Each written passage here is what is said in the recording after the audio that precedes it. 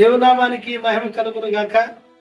మత్తయి సువార్త 1వ అధ్యాయము 19వ వచనంలో మనం చూస్తే మరియకి ప్రదానం చేయబడిన యోసేపు జీవితాన్ని మనం చూడగలం.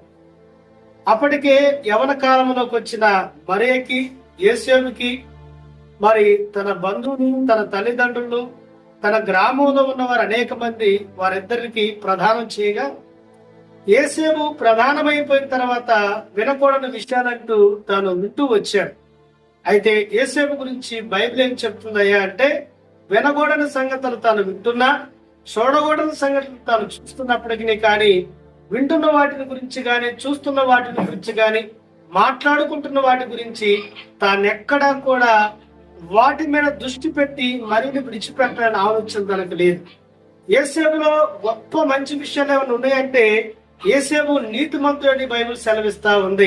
తాను చూస్తున్న వాటిని చూడక, వింటున్న వాటిని పట్టించుకొనక దేవుని నీతి కనుగొన్న యోసేపును మనం చూస్తాం.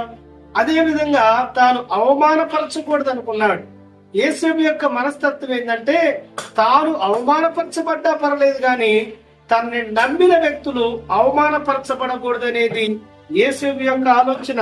అంత మాత్రమే కాదు, అతను ఈ సంగతుల గురించి ఆలోచించుచున్నాడని బైబిల్ చెప్తూ ఉంది. తనకి నష్టం జరిగినట్టుగా కనపడుతున్న పరిస్థితుల్లో కూడా తాను ఇతరుల గురించి ఆలోచిస్తున్నాడనేది బైబిల్ మనకు నేర్పిస్తున్న పాఠం. కొన్నిసార్లు మనం వింటున్న విషయాలు వాస్తవంగా కనపడ్డప్పుడు వారి గురించి చెడ్డగా ఆలోచన చేస్తాం. కానీ యోసేపు అయితే మరియ గురించి ఆలోచన చేస్తూ ఉన్నాడు, మరియ బాగోగుల గురించి ఆలోచన చేస్తూ ఉన్నాడు, మరి యొక్క క్షేమం గురించి ఆలోచన చేస్తూ ఉన్నాడు.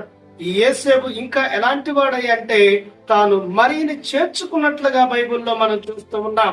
పరిస్థితులతో నిమిత్తం లేకుండా, వాతావరణంతో అనగా జరుగుతున్న పరిస్థితుల్లో ఉన్న నిమిత్తం లేకుండా మరియను చేర్చుకున్నాడు. అంత మాత్రమే కాదు, తాను పరిశుద్ధాత్మ యొక్క శక్తిని గ్రహించువాడై ఉన్నాడు. అందుకే గాబ్రియేలు దూత తన దగ్గరికి వర్తమానం తెచ్చినప్పుడు, పరిశుద్ధాత్మ చేత ఆమె గర్భవతి అయినప్పుడు ఆయన దాన్ని గ్రహించాడు. అంత మాత్రమే కాదు, ఇదిగో కన్యక గర్భవతి కుమారుని కనును అని ఈ మాట విన్నప్పుడు తాను ధర్మశాస్త్రాన్ని గుర్తించినట్లుగా యోసేపును మనం చూడగలం. యోసేపు నీతిమంతుడై ఉన్నాడు. యోసేపు అవమానపరిచే వ్యక్తిగా లేడు. యోసేపు ఆలోచించే వ్యక్తిగా ఉన్నాడు. యోసేపు చేర్చుకునే వ్యక్తిగా ఉన్నాడు. యోసేపు లేఖనాలను ఎరిగి ఉన్నవాడై ఉన్నాడు.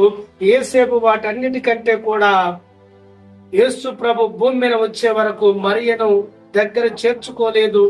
మరియ దగ్గరికి వెళ్ళనట్లుగా బైబిల్ మనం చూస్తున్నాం.